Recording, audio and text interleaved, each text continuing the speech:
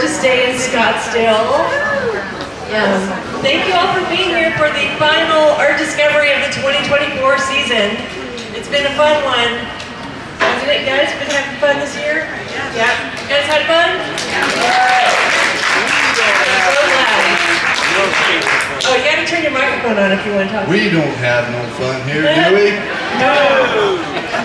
This is where serious fun takes place. I can see you go back there. Yeah. So today's topic is called the long haul, and it's kind of twofold. It's about the life of an artist. A lot of people, think that artists, nobody makes a living being artists, and we're here to prove that wrong. These guys have combined, I don't know, I'm not going to count how many combined years between all of you, but we're going to talk a little bit about the long haul of the celebration of fine art. It's a long show, 10 weeks long, and we're wrapping up our 34th season, and next year will be 35th anniversary. We are grateful and proud to still be around and contributing to our community, and happy to have so many great collectors and friends that come and support us every year, so thank you so much. So today I corralled some of my favorite people. Some were easier than others to corral. I'll let you figure that out. From your left to right is David Jackson from Utah. Utah representing here. Next to him is Graydon Foulger, and these guys are, actually you both have, all three of you have homes in Utah and Arizona now. So Graydon Foulger, Kirk Randle from Bountiful, Utah, and right next to me, my good friend Branham from Malibu, California. We all have had some fun together, and the two men in the middle have been on the roster of the Celebration of Fine Art since year number 1. And David joined 33. You're 33 years, so he came along the second year, and you commuted back and forth. You were still a teacher at the time, so we only had him on weekends. I did, man. I'm a hardcore teacher. Yeah, so we had this group from Utah that would fly down on weekends, and then we found Robin when we did our show in Del Mar, California in 1995. It was my dad's 60th birthday. We all had a big fun birthday surprise for him out there. And I'll let you tell a story of how you found out about it. But anyway, these guys have some stories to share and a lot of experience in the world of art and building relationships with people. So we're gonna dive right into it. So David, tell us a quick bit about you, how long you've been a professional artist, and what you love about what you do. Hold that microphone, turn the microphone on and hold it close. They'll tell you if you're not loud enough. Did you want to say something? Sure. I've been at it for 55 years, and it's always been in my blood. There you go. And I was an art teacher for 27 years and thoroughly loved being a teacher. So when I could see, I had a good friend, Dan May, who introduced me. He said, "Yeah, you need to be in this show." I couldn't the first year. But I signed up the second year, and I thought, well, this is going to be a bit of a challenge because I teach. And so I would be down here on weekends and long weekends and holidays, and whenever I could get away, fly from Utah after school was out at 3 o'clock, fly down here, be at the show, and hit it for the weekend, fly back. Luckily, Monday or Tuesday, I'd be back in the class. And so I did this for 10 weeks. But I could see the value of this show early on. And for many of you that have collected my art, I was a watercolor artist at the time and thoroughly loved it. But it was, I could see the value early on of this show, especially the more time spent here getting acquainted with not only the artists but the people that associate here. And that certainly is half of this ball game, is being acquainted, getting acquainted, making some of the best friendships with all of the clients, and even those that's your phone. You better Please answer silence your phone. that. Even those that aren't clients are still friends, you know, and it's like cool. You come in, you look at our art, whether you like it or not, we still talk to you. We may not, we may flip you off as you leave. No, but no, you really do. You absolutely become friends with everybody. And I think, and the artists. I mean, all of us up here, we spend a lot of time kind of honing our skills, and we learn from each other. And, I remember early on, I used to lean over this old gentleman here's shoulder watching him paint, thinking, man, the guy's good. He's kind of a dry old stick in the mud, but he's good. So, here we are.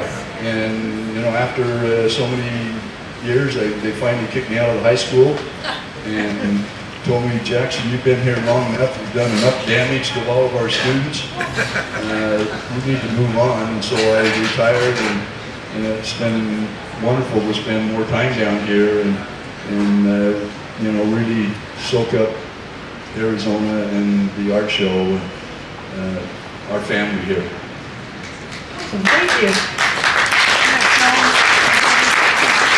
Mr. Foulger, how long have you been an artist, and tell us a little bit about you. I've been an artist all my life. Almost 95.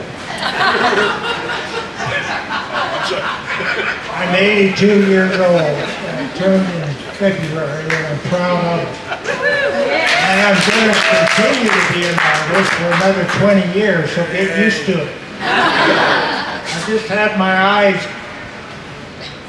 surgery done for cataracts and astigmatism. I have 20/20 vision, so I can see well now. I'm going to do some good painting. Is there going to be less impressionism and more realism now, or? What we're looking. Anyway, it's been a lifelong journey, and I started out with my brother just drawing as young men and enjoying just drawing horses and dogs and dreaming about being on a ranch. And then when I got into high school, I got a very good art teacher in my junior year, and he taught me on a college level when we learned the muscles and bones, and we learned to draw our hands and feet and from the model and freehand letter, and that's where it all started. And that's when I started taking it serious. Good art teacher, right? A good art teacher. His wife was also an artist. And so it was instilled in me something that I really wanted to do. So after college and going to school and getting all the basic training, I was thinking about being a teacher on a college level, but I could see it was too political for me, so I'm too independent. So I left college, short of writing a thesis for a master's, I got so tired of it, and opened an art gallery with a partner in Salt Lake City from nothing. And it's just something that I wanted to do, and he and I had a great career together for 15 years. I didn't make a paycheck for six years and supplemented my income. But for 10 years it was really good. We had a very good gallery in Utah, and it taught me a lot about good art. And we sold early Utah historical art as well as early American art and contemporary art. And so I had a broad range of education. And it wasn't up until about the first part of the 80s, during that recession, nobody wanted to buy anything except cars and food. And so it was a good time for me to move on and be a full-time artist. So I sold my interest to my ex-partner and his family.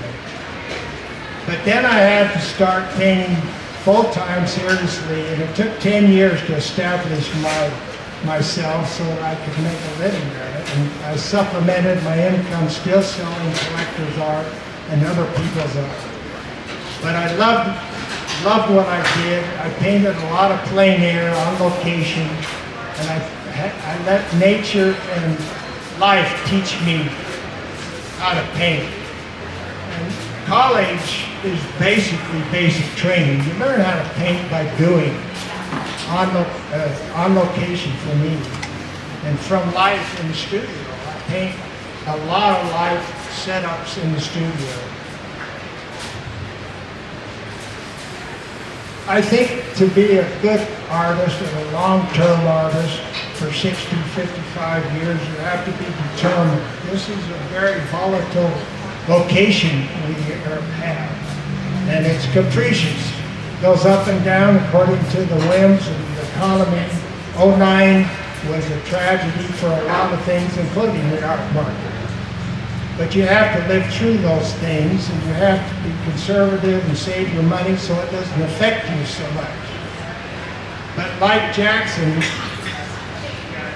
this show opened up an amazing opportunity for me. And it exposed my art to a broader audience and people with disposable income that could buy what they want, like you. And, We're all disposable. And it was life-changing. And I started in actually 92, but I say all 34 years because my art was here. Dan May put my art in the show. You were on the roster. And I was on the roster, and some of my art actually sold the first year. But then Dan said to me, Dan May said, come down and do the show. So I did. And the first year, I'm very proud of it. I sold 26 paintings, and I said, this show is for me. And it was fun. And I love being here. Now, what I enjoy the most is being able to be here, and it's all about art. You don't have other distractions, it's art. And you're here to paint, you're here to sell, you're here to meet people, and I love to meet people and make friends and long-term collectors. And that's what's so fun about this show. And this has been life-changing for a lot of artists. I remember a lot of them that started here early on that are quite famous. Mike Coleman, John Coleman, the sculptor, he started in this show. And their Elaine Coffey, she's very well known, and she started in this show. But there are numerous artists that started in this show, James Laird, and they were doing very, very well, but they got their start here. And it's been a wonderful experience. But you have to have tenacity and stick-to-itiveness and go through the hard times. And exposure is the name of the game. Not just here, but you have to be in other galleries. You have to have showings, and you have to get out there and do a good website. I'm starting to sell more and more off of a website. And the more you get to be known, the more people want your art. And it's been a marvelous career, and I'll never give up. I love doing what I do. We've got another 20 years of you.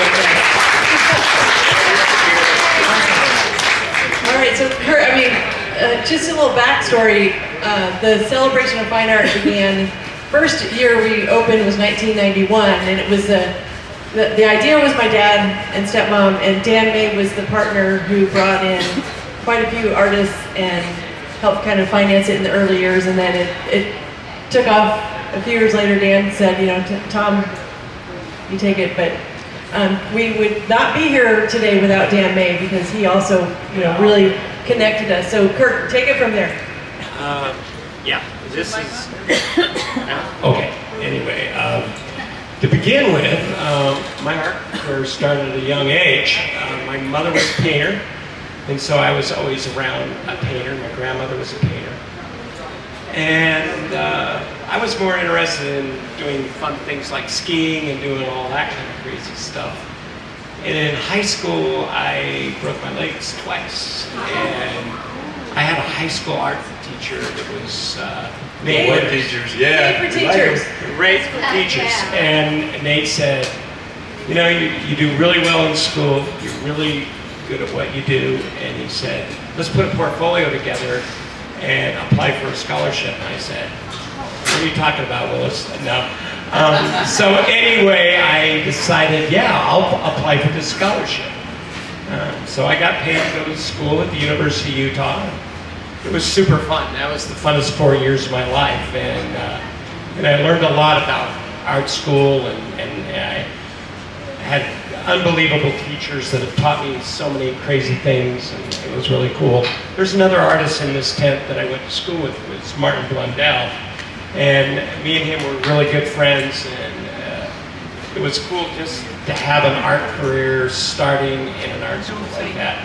My son also went to the University of Utah, and he had some of the same college professors I did, but he wouldn't tell them who he was. But then when he graduated, he told them, and they go, "You gotta be kidding me." So anyway, so I got done with school, and that's when I had my studio down at the Guthrie. And believe it or not, I've known this guy since I was 19 and a half, almost 20 years old. And I had a studio at the Guthrie, and it was right next to Tivoli Gallery, which Graydon owned. So I was around Graydon when I first started, so that was pretty cool.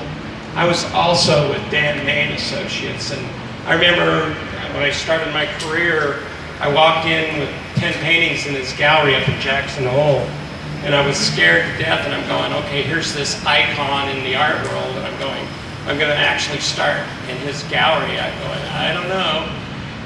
But I left 10 paintings. I got a call by the time I got back to Salt Lake and said, they're gone. I went, what do you mean they're gone? He says, no, they're gone. So that's where it all started, and I was with Dan for over 10 years or whatever, and it was a great experience. I mean, Dan and Elaine is still one of my best friends. I do a lot with her, and she's still alive. Dan died a few years ago, but they were iconic in me and Becky's art career. Without them, this never would have started. And then Dan one day, lo and behold, said, Kurt, I'm starting this thing in a tent. And I go, what are you talking about? And I go, okay. So Dan said, you can go down and do this. And you know, if it wasn't for Dan and Tom's foresight and their willingness to do this, I wouldn't be sitting here today. And 34 years later, I'm still sitting here. I'm so grateful for it. It's unbelievable. I can't imagine what it's meant for me and Becky and our family and everything that's happened. It's been just iconic because of this place. And it's because of you people that have loved us and taken us under our wings and mentored us and loved us and let us put art in your homes. It's been huge, and I can't thank you guys enough. Without you guys, I don't know where I'd be today without it. So thank you. So to continue on, 34 years in here has been an unbelievable experience. And Sue and Jake and the artists and all the stuff that we've done has really impacted my life. And it doesn't matter what happens, whether the roof's leaking and then we're selling art or whatever's going on, it's always a wonderful experience. And we love each other, and we help each other, and we mentor each other, and it's been awesome to see the growth and the development of artists and collectors and us as people. It's been unbelievably good. So I thank Susan and Jake for that. But I also thank Graydon, Dave, and Robin, who are dear friends, and they're what they have done for me and shown me how to be and what to be. So thank you guys. Awesome. Thank you. Well, here's some more stories, I'm sure, but it's Robin's turn. Yeah, hi, Robin. Robin Branham, my dear friend. Tell us your story. I'm your friend who's always right. That's what my boss, Chris Fishke, used to call himself. She always, I'm not always right. I'm always very proud to say I have a boss. And Susan always says to me, I'm not your boss, I'm your partner. I'm like, oh, you are my boss. Because, artists you don't get to have a boss, so she's my boss and my friend. Happy about that. I have been in the show 29 years, been an artist for 35. When I went to college, I never imagined being a painter because I had a father that was a painter that was like so above anybody that I could never live up to his standards. So I was going to curate a big museum one day. So I took all that route, and I was going to run, some big thing, a big museum or a gallery in New York, taking all the art history classes, and I took one painting class for fun. And the teacher told me I was heading in the wrong direction, and you need to do this, and you should start now. And he pushed me in that direction, and that was my starting of painting. And I found celebration by, the only thing that I know how to do better than paint is I know how to cocktail. I was a really good cocktail waitress. I was a single mom with a mortgage, and I had it up to here one night, and I told my manager to go where, and I quit. And the next morning I woke up and I was just like, oh my God, what did I do? I have a baby and a mortgage. So I went to a local coffee shop and literally opened a newspaper, and Susan and her father, Ann and Tom, they were bringing the show to San Diego. And they had a little picture of these tents saying, we're looking for artists. So I went home from the coffee shop with my baby, I painted a little miniature painting, and I sent it to Susan's father. And I got a letter back saying you're in. So that was my application. In my first year I got here, and I was like, oh shit, it was pretty much, I would say 95% traditional. There was no contemporary art out here, and I'm like, what am I doing in the desert trying to sell contemporary art? But it was a struggle, but I think that first year I really went, whoa, and I never worked again. I never cocktailed again, I never had a job again. Been here making my full-time living. No longer a single mom, found a husband, and he's also an artist in the show now. Yeah. My son's 30, he's also in the show now. So, the show is incredible, and it's funny when I look around here today, some of my most favorite clients are here. Marilyn Hayden. Her and her husband supported me so incredibly in this tent. Many people that I can see right now. Even I had new clients that I see in the audience today that just are my new clients. And this place is amazing because for 25 years, I've had the same spot in the tent for 25 years. And I can look down and I can see David's face, watch him paint, and it makes me feel so comfortable. Or I can walk down the aisle and ask this man absolutely any favor. He has my back, and if I'm ever in trouble, Kurt's taken care of me for 29 years. And this is an amazing place. That's all I have to say. All right. I'm not going to get far out of you, but thank you. I'm so glad you went to that coffee shop and opened that newspaper. Yeah. So, as Robin said, we did the 1 year in Del Mar. It was really, really amazing. The first couple weeks of the show, we had tons of people coming in. We were right at Jimmy Durante, right across from the racetrack. But the day the races opened, nobody came because no one gonna go down Jimmy Durante Drive if you're not going to the racetrack, because it's kind of like the Phoenix Open when we have it here. So then I don't know what we did. It was a long. We would have done well if we stayed with We could have stayed, and we had fun, and we met people and collected memories along the way. And that's one of the greatest things about what we get to do with all of you every day. It's collect memories. We make friendships, we have relationships. Each of you, your work has grown tremendously since the early days, and a lot of that's from customers asking questions or saying things or helping each other. And you know, our contemporary artist helps our traditional artists, the traditional artists help contemporary.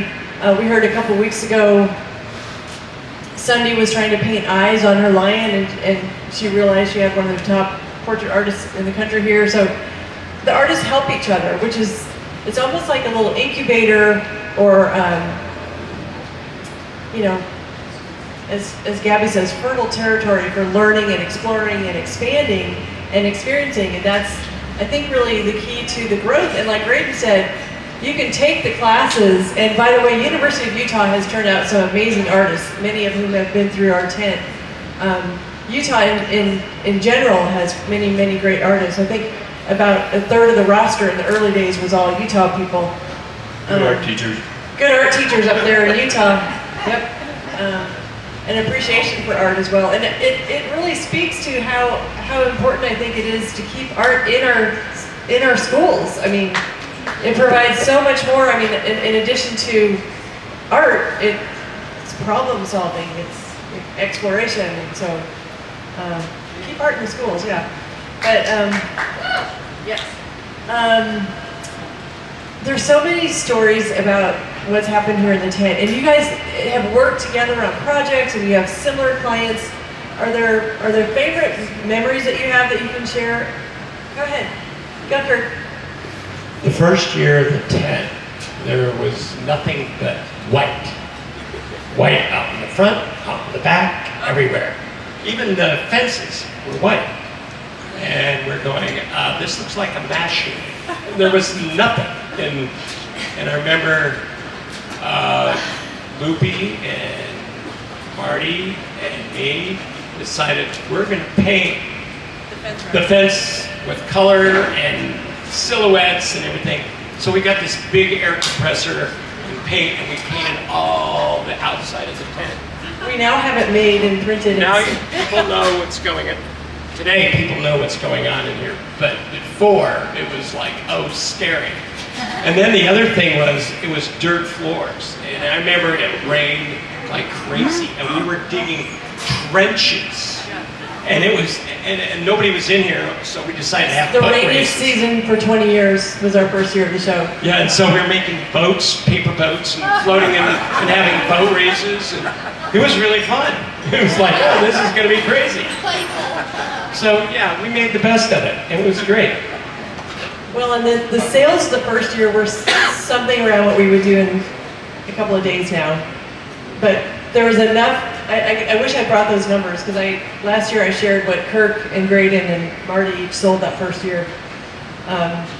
The second year though, you sold 26 paintings, Graydon, but it did take a little while to get people to understand, and still today we have people that come in and say, I had no idea what was in here. You know, I just imagined it would be Velvet Elvis or something, but we love that we're kind of a little secret, and then when you just get in here and discover it, on a daily we have people just walk out of here just blown away by their talent, and it's so exciting to see. But we've had other things. The first year was kind of tough. Javelinas, rattlesnakes. Javelinas. Yeah, rattlesnakes are great. Yeah. Yeah, Artists.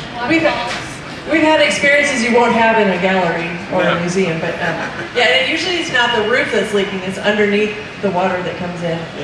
Causes some flooding, but it's always exciting. It's funny, on the rainy days and when we have what we would think is a terrible thing happening, sometimes it's the biggest sales days because it's kind of an energetic excitement happening. But we've loved getting to know so many different people from across the world, really, but all of you have paintings across the country, like across the world. Yeah, the world. Yeah. Everywhere. You know, one of the choice experiences that I had early on that maybe I could share was, you know, again, meeting some fantastic clients and making friendships. And early on, that's what took me to Europe. You know, somebody that could see something in my art, and they said, you know, you really need to go see this firsthand. And they said, I'm going to take this painting, and I'm going to send you and your wife. You're going to go stay in my cousin's villa in Tuscany. Well, okay. And I said, okay. And I said, let me talk to my wife. And he says, no, you're going to do this. Anyway, I went to Italy, and I've been back a couple of times since. But that experience just absolutely was phenomenal to be able to go paint the villages and the countryside, and then I could go on and on. Again, half the stories that we have over the years of painting here are just phenomenal. And Switzerland, having an opportunity with some awesome new clients to go spend time in Switzerland and paint from this studio and the Alps over here, and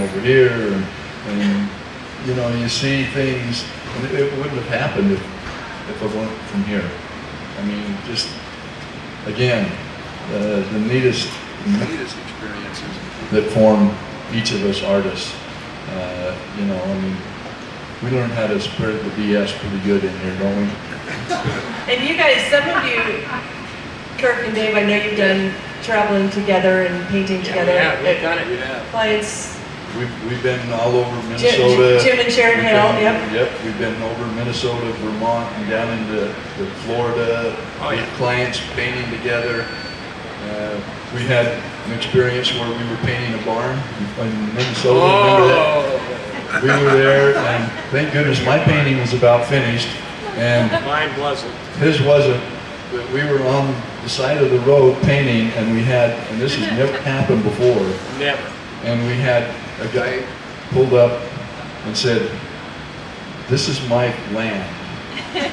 That's my barn. I don't want you painting my barn." And I said, "Oh, okay, I'm done. He's not." So he blamed me. But so Tell him what he said. I'm not asking you to stay. yeah, he says, I'm not asking you to stay. Like, pack up your stuff. Yeah, he said, so Okay. doesn't happen very often. No, Most people are never. they love to have their places painted. Yeah. But sometimes you never know. I think it was Kirk, because he looks kind of rowdy and rough, and he's kind of a scary character, and I'm scared. At least he didn't get the shotgun out. And Kirk, you had all of you guys have visited your clients, and We go every year together to, where do we go? We go to Montana every year with gorgeous We're cabin spoiled. on a lake with all the water toys you want and taken care of. And I think I should go along for all of those. What do you guys think? we even get fed real well. I think my favorite thing that there was a couple that I met in this tent that were just amazing, shipping houses. And Susan got to be a part of this one. And Jake. But me and my son and Becky got to experience something that was iconic. They were in here and they were good clients, and Joan says, "Well, we own this place out on Cape Cod," and I go, "Oh, okay, that's cool. But you want to stay there?" And I go, "Yeah." And he says, "But you know what it is?" And I go, "No." And she goes, "It's Edward Hopper's summer studio," and we were able to paint 2 weeks out there on that cape, and it changed me and Jamie's life. We still talk about it. I remember sitting out there with Becky. There was no TV, no radio, no nothing. And it was one of the most beautiful places I've ever spent. And to do it in Edward Hopper's summer studio, his easel's still there, all the stuff is still in there. And Joan and Anton were just wonderful people to us, and I appreciated that like you wouldn't believe. And Jake and I were on the second trip that you and Jamie took. Becky wasn't with us that trip, and it was October, right at the end of the season there, and we had one beautiful clear day. We had a photographer come out from American Art Collector, and it was unbelievably beautiful to be sitting there and experiencing Edward Hopper's home, and the window that's like 9 feet by 12 feet that he would look out and paint from, and watching the sunset. The photographer left before the lighting got really good, but we got the pictures. But then the next day, it was like blistering cold. We went up to Nantucket. Well, that was another day, but yeah, the next day in Provincetown, I had to buy gloves. The only thing I could find was at the hardware store. They were like bright pink work gloves. I think we spent more time in the pub. Well, it was cold, yeah, and it was the cold. very end of the season. And then Jake and Kirk and I took the ferry over to Nantucket and got some great. So we get to go along and watch them get those studies. We've seen them do the plein air paintings. We've seen them, the photographs that they take. They sometimes we'll use some of ours, but to be involved in that is just a true blessing. And then Robin, I haven't gone out painting with you, but we've been to Robin's beautiful home and spent time together. And We'll play in the studio next time. I can play in the studio, but we do our best. We love to spend time with the artists and our collectors, even during the off season. So but we've made some great memories, and we've done some girls trips, and we did a trip to New York a few years ago to check out the New York art shows. And what was our conclusion? That they have nothing on us. Yeah. Our experts. That's good. I think Robin, the direct quote was, I've always dreamed of coming to New York and seeing the shows, but ours is way better. I was going to show the art expo. Yeah.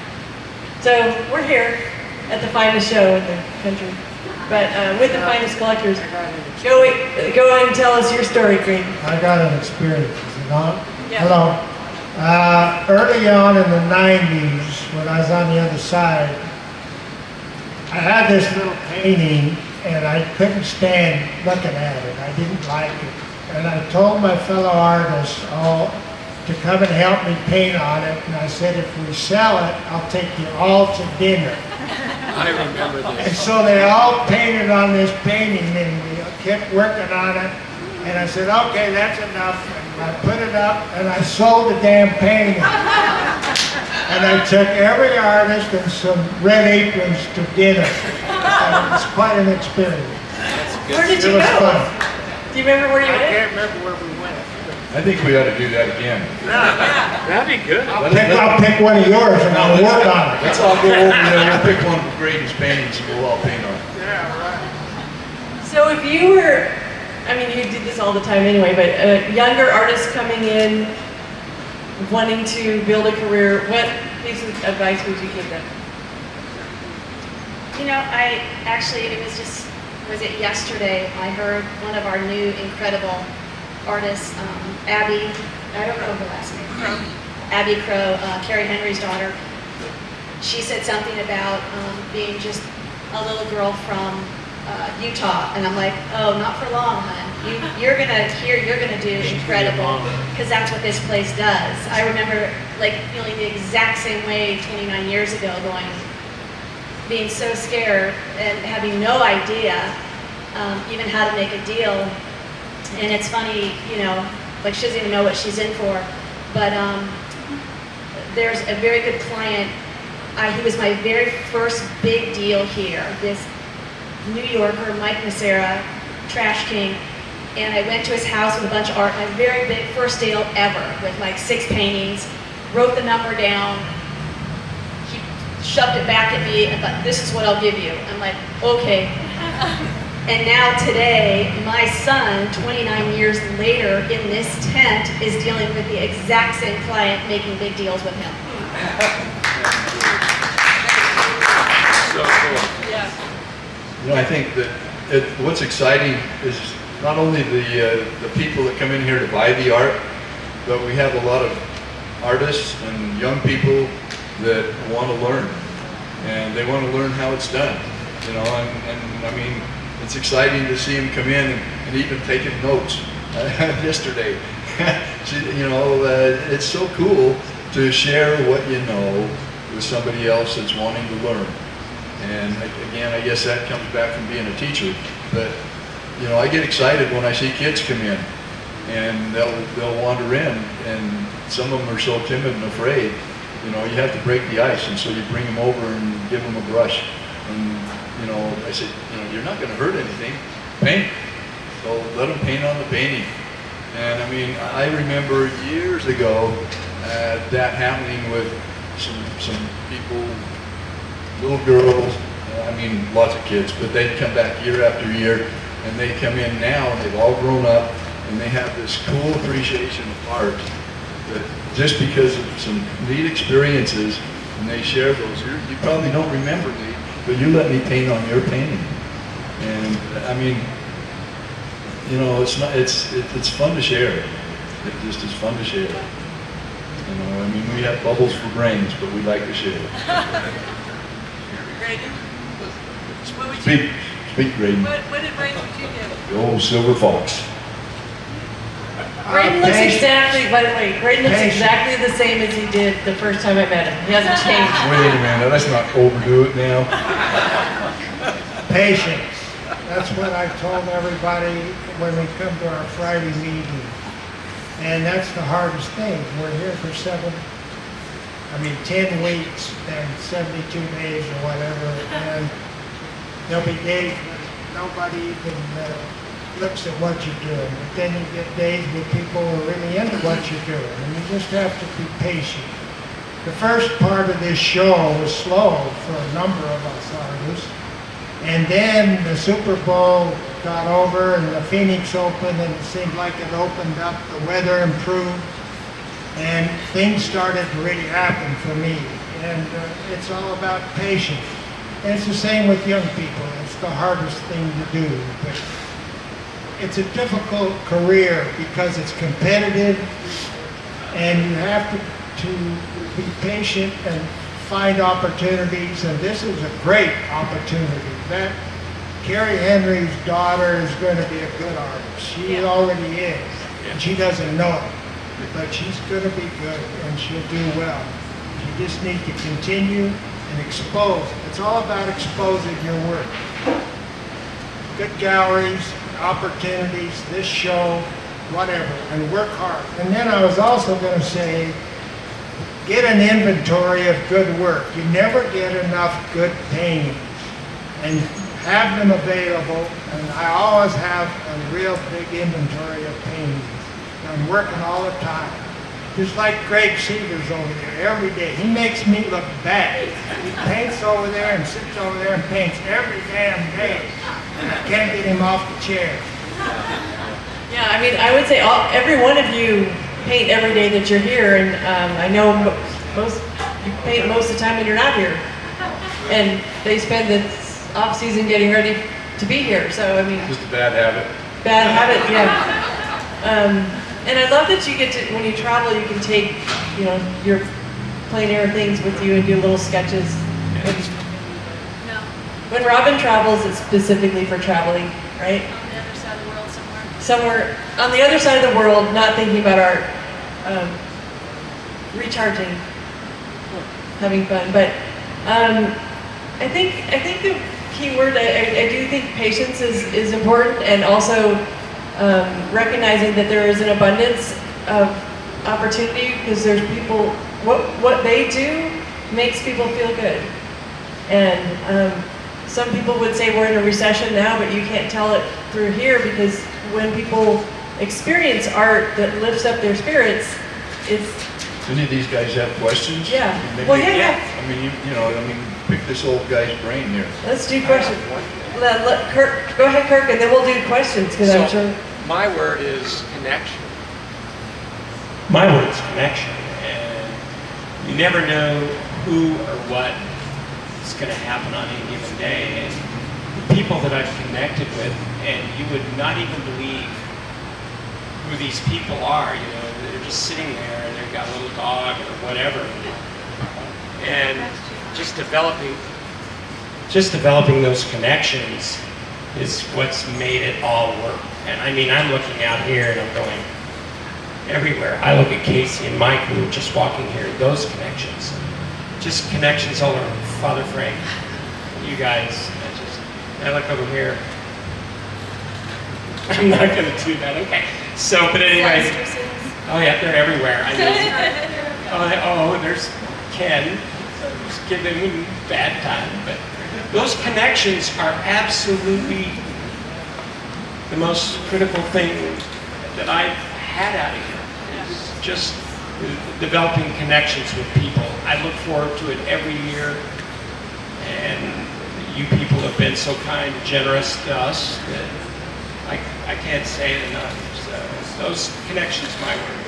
Connection is good, and you guys all work so hard. It's you're dedicated and disciplined in what you do, and it shows. So, who has questions for our long haul panel? Yes.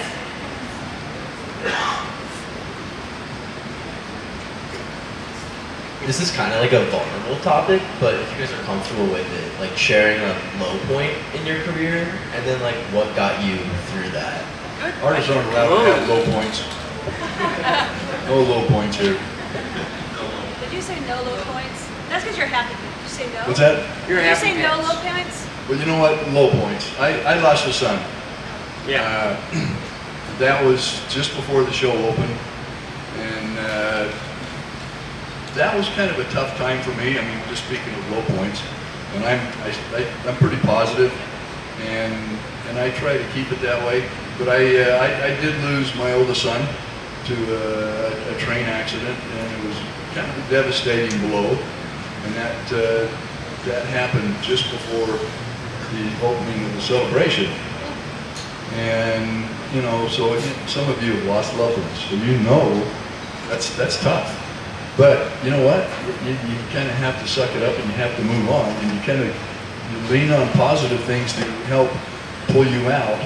And I was fortunate because I have art. You know, I could paint, and I could go down and I could paint, and I would think of my son, and I would do whatever. But I kept it, you know, real positive. Coming to the celebration, I thought, well, you know, this could be kind of tough, but that's okay, because this is what better family to be surrounded by than the other artists, the clients, the people that you love to be around, and doing more art.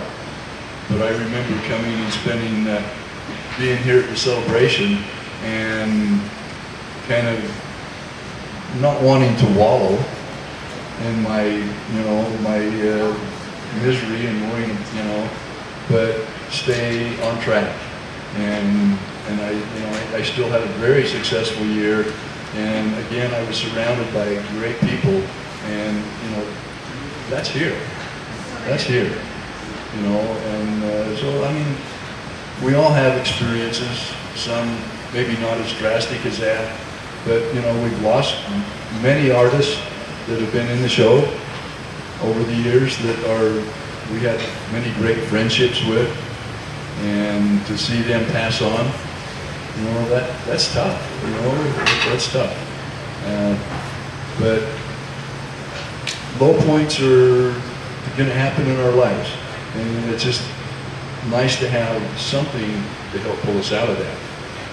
Sometimes it's family, sometimes it's religion, sometimes it's just being able to make sure that you're in a mentally a good place, to not let yourself get down, and keep that smile. Yeah, good answer. And just keep moving and doing what you were meant to do helped you get through that. Yeah, we're glad. Me and Robin and I can relate to this. We had a dear friend who was in this tent for years. Robin, I consider one of my sisters. Debbie Sturgeon. Debbie Sturgeon. Debbie Sturgeon. Here, take this one. I'll fix it. Anyway, Debbie Sturgeon. Push the button, Kirk. Okay, Debbie Sturgis Quit turning it off. was another who I considered. Don't touch the button. Okay. Okay. So anyway, Debbie and Robin we were like the three musketeers. Then Debbie passed, and Anybody remember Debbie? Debbie, are you Sturgis? Yeah, there's a few of us. Yeah. And I remember going up to her funeral, and Susan was there, and I remember walking into her studio, and I'm going, all the experiences that were here, as friendships and as everything. She meant everything to me, and it was a tough time for me. I mean, it was a gut check, and I'll never forget that.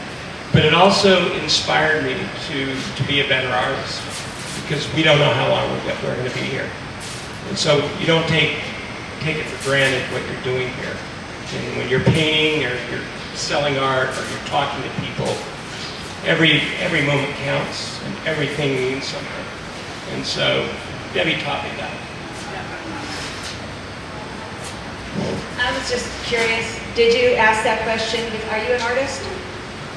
I consider myself a creative. Be honest Yeah. now, come on. I'm a graphic designer. Is this your grandson that you guys have told me about? Yay, hi. Well, I mean, it's a struggle, but the four of us up here, this place, we are so bloody fortunate because of this place being artists. I mean, that's what this tent is all about for us. Like, it's complete security for all of us. Absolutely. Between paying our mortgages off, between raising all of our kids, between, I mean, you can even, you know, we're able to have retirement, you know, like plan for that as artists because of this place, because of this lady, like providing this place. So this tent is like security for artists, and not many artists get that, you know, so we're so fortunate. Sometimes when you have a difficulty in your life, tremendous growth happens to you. And in '83, I was divorced from my first wife after 16 years, 2 children, separated from my partner in a business for 15 years because of the recession and we couldn't sell anything. So it was time to move on, and I sold my interest to him in the business. And there I was in 1983 and didn't make any money at all and starting all over, but I had knowledge and I had learned a great deal in the art business. And I started to paint, and it forced me to do something I always wanted to do full time. And I started painting. It took me 10 years to establish myself so that I could make a living at it somewhat. And I sold other works of art, collector's art, whatever, to supplement my income. But it forced me to do what I needed to do and to grow. And I never turned back, and it's been a marvelous career. I'm so fortunate. And I think in a broader answer to that question is that all of us are going to face adversity and health challenges or financial challenges or relationship challenges. And every single success story in the world has failure as part of it. And it's keeping going when you have a low point or a failure. Do what you know you can do, and you let that buoy you even higher. Just like you say, you can get better through adversity, and it's certainly something everyone's gonna face. You know, challenges are part of life. So that's why these four and everyone in this tent, they're professionals. They've overcome many things, and at least 1 or 2 people every year on their way down here have you know, broken axle or the trailer breaks. The artists in this show and on every artist I know, they are road warriors, and they do things. They are dedicated. They're not taking an easy route, and there's no easy route. I mean, galleries have a different set of, you know, challenges to them. You don't have to show up every day and face your people, but perseverance, I think, and patience, as Graydon would say. But that is a great question. Thank you. Yeah. Great. I'm going to flip that and ask what the high point was in your career, that aha moment when you said, I reached my goal. I'm here. I'm here permanently.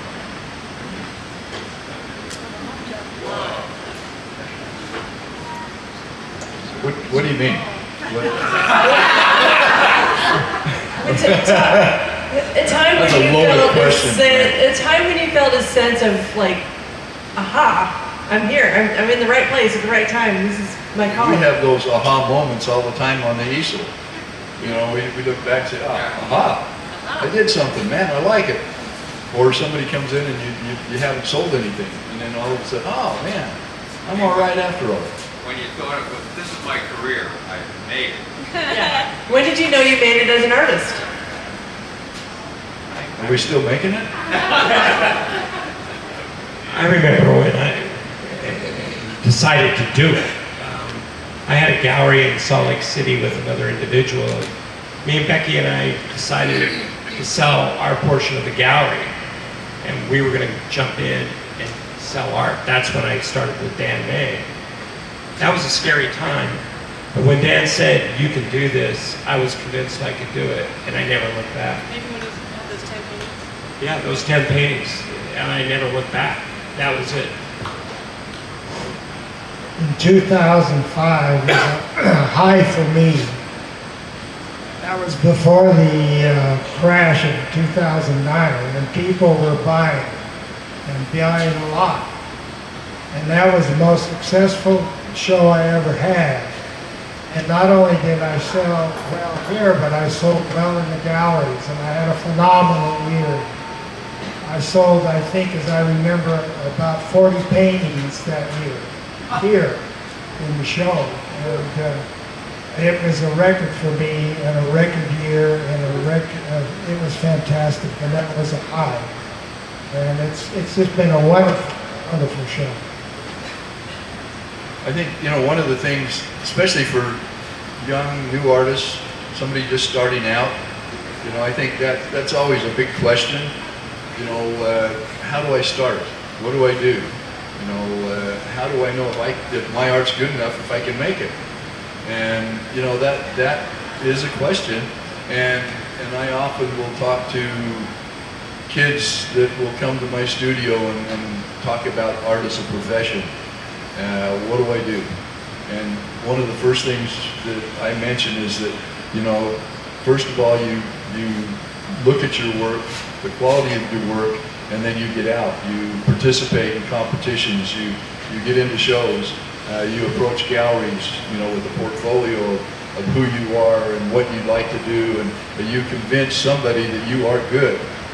Just like that's what we do while we're here. We convince you that we're good, and we're good at what we do. And you have to feel good about yourself and what you're doing.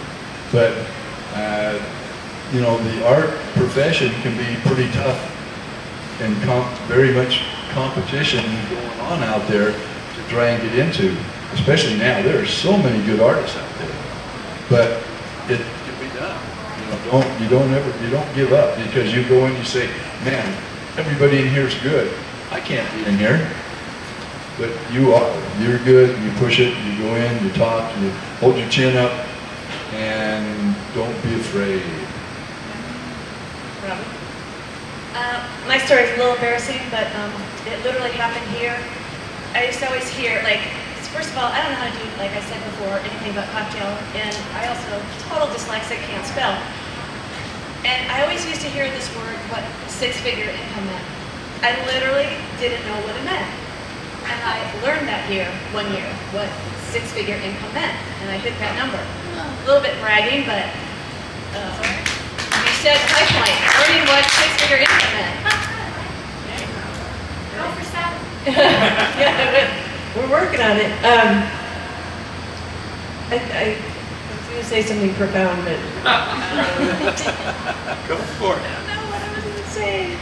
but I think as an artist, as a human being, not everybody's going to like us. Not everyone's going to like all of their art. But there's I feel like every work of art is created for somebody. And they'll know it when they see it, and we watch it happen. I think I've mentioned this in other talks. We watch it happen every day, where people walk by and I go, oh, they're taking that home with them. Because you see this transformation in their body language when us as a buyer, and we are collectors. Jake and I are very much collectors, and we love taking home pieces that speak to us, and it's usually pretty instantaneous when we see something we like, and so they understand that not everybody's gonna like everything that Robin paints, or Kirk, or Graydon, or David, but the ones that they're meant to be for, that's the magic. So, and the opportunity for that magic to happen is definitely abundant. Yeah, there's plenty. When you said there was plenty, there's plenty. There's plenty. Abundance for all. Who It else? took a while to learn. Yeah, it took a while. It was I like, didn't oh, you do it see first. everybody else doing it or whatever. Yeah, and it's like, it's a fishbowl here. That we don't share any information about other artists with anybody, but they all watch and see what happens, and sometimes, they can go, well, how come every time I look up, so-and-so's walking in the office? But patience and abundance go hand in hand. You don't really get to the abundance if you don't have the patience, but anyway. They're all so supportive of each other, though. It's really amazing. I love to hear stories when artists go out to do a home show and they come back and they say, oh, I told them I know the exact artist that they need to put it, over on that wall because they have enough of my art, and they'll come in and, share the wealth with others around them. So it's really great. Ray just did that the other night. Yeah, they're great at that. Yeah, great. And Terrell did it the other day. Sold 3 other artists' works when he was there. So in the back. I just have a question.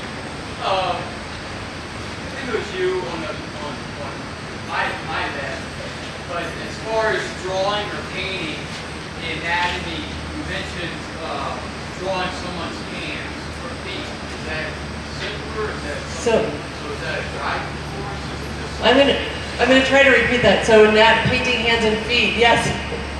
Does anybody know the portrait story? But that's a challenge. Yes, but that's where you learn. And that's what that teacher did for us. He got us started, and we started doing that clear back in high school. And when I got in college, I predominantly took drawing classes and design classes. And that's basic training for me. And once I got out of college, I started painting full time. That's where you learn how to paint. But the drawing skills, the classical skills, which a lot of artists are forgetting or never have exposure to, that's where, to me, it's all about. You learn how to be an artist. You got to learn how to draw. And that was so critical to my career. And now I don't even think about it anymore. I just draw and draw and redraw. That's one of the big things when somebody asks, about being an artist and how to get started, is the first thing I say is to draw. You draw, and then you draw some more. And if you just say, well, what do I draw? You don't have to look anywhere to draw. You just sit there. If you want to draw your hand, have your hand hold a pencil, you draw your hand. Just have somebody else. But you literally have to train your eye and your hand, everything, so that you can duplicate what you see. And then you can always have fun with it, but the drawing skills are really important. I mean, a lot of people say, well, I can do abstract. I don't have to draw. But, I mean, the skills of an artist are composition, value, design. There's so many things that are involved, but drawing is the foundation. You have to know how to draw to do abstracts too. Right? Yeah, and it's a foundational, and abstract artists, most of them are very well, I taught abstract. yeah, they're really When I well taught in high schooled in school. There's a traditional. lot of rules to an abstract painting. A lot of rules. Definitely. And if you were going to start like water painting, what would be your first? Like if you were going to get to water painting, what would be your first? so watercolor painting, at least 2 of you have done that. Well, I and Kirk both were watercolor artists. Yeah, we were both. And That was my- watercolor was like a king of a medium for a long time. But it kind of, eventually you find out that, sometimes you want to explore new avenues. And I transitioned from watercolor to oils. But what would you tell him to start with if he's a Watercolors are simple. I mean, that's a go-to sketching method for out in the field. Old masters would do that. They'd take watercolor sets. They could sit down and all they needed was a little bit of watercolor tray and sit down and they could water and they could paint something up and go back and paint. But watercolor is a good way to go. You learn fluidity of paint and you learn how to master control to a degree and letting uncontrolled be happy, a happy medium with you. One other thing. The guy to your left, he is the ultimate silver fox since he got the divorce after 15 years of marriage in 1983. The silver fox. That'd be you, buddy. He says you're an old silver fox. It's a silver fox. I didn't. What was? I think you did the math for how long you've been married. We got divorced after 15 years in 1980. Yeah, I found a wife in the same year, and we've been together 40 years. My whole life changed. I became an artist, Microphone. and we've had a great life. Wonderful. We love Graydon. Okay, Kurt. I was going to go back to this drawing issue, and I went to the University of Utah, and I was involved with abstract art and traditional art. Some of the best abstract artists in the world, Doug Snow was this amazing painter, and he showed us how to do design and drawing and stuff, but he was very abstract. And then I had one of the best, Alvin Gibbs, who was one of the best portrait artists that I've ever seen, and he taught us how to draw hands and feet and all that stuff. So I was exposed to both of it, and both of them were just phenomenal in what I learned. But you just pick and choose, you know. Some artists are going to go abstract, some are going to go traditional, but you have to have the basic fundamental drawing skills and design skills and color skills and all that stuff, and it's a long, drawn-out process. And it's always continuing. We're always learning and developing what we're doing and how we're doing it. So there's no absolute, none. Yes, I think what I keep hearing is you just do it. You just do it, and you do it, and you do it, and you do it, and you're constantly learning. You've never completely arrived, right? So, but you guys are a wealth of knowledge. If you have any more thoughts before we close, because we're reaching our time. Any last minute? Yes. One last question. Well, you mentioned the word which I'm surprised to hear. Retirement. Retirement. What does it mean for an artist in retirement? What does it mean for an artist to retire? Ooh, that's just a dirty word. Well, That's a dirty word right I'm there. not really ever gonna retire. I always say that I'm gonna paint and sell everything I do till I'm 82, and after that, I don't know. I guess because that's what my dad said. No, just because not ever thinking I would ever have a real career, so security is real important to me, and that's where I found here. So I'm really not gonna retire. I'm gonna keep painting. I mean, even after I leave this place one day. We'll take time to go fishing. If you're an artist, you don't retire. Don't retire. You don't retire if you're an artist, because you love what you do, and you'll die holding a brush. Yeah, I said I'm going to die at the easel. I have an easel that I plan on, that's where I'm going to kill over. Talk to your microphone. I have an easel that was built for me a couple of years ago, and I think of that easel. It won't fit in the coffin, Kurt. And I know, but I'll just kill over, and then they'll pick me up, whatever they're going to do with me. But it'll be a nice place to be if I can do that. It'd be great. But you still plan for retirement? But no. Yeah, I still plan for retirement. Me and Becky have really worked on our financial stuff and all that. We could do that if we wanted, and we're going to come to some kind of resolution. And when it is where I don't have to work my brains out, I can just paint because I love to paint. Yeah, but I think what you're saying represents security, and it's great to have that. Yeah, and no keeling over in here, okay? I'm not. Do that somewhere else, but not anytime soon. No. So, well, you guys are great. David Jackson, Graydon Foulger, Kirk Randle, Robin Branham.